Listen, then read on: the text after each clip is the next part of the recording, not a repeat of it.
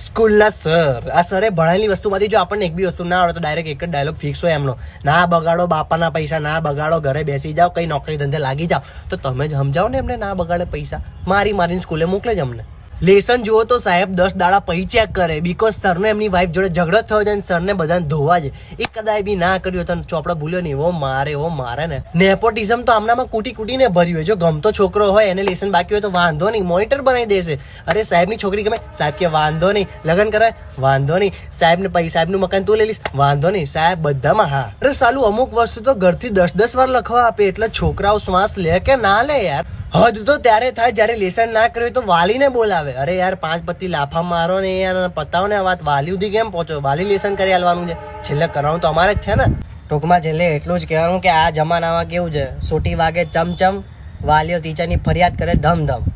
આ સાહેબ અત્યારે છોકરાઓ એવા હોય છે ને કે એમને મારવા જ પડે.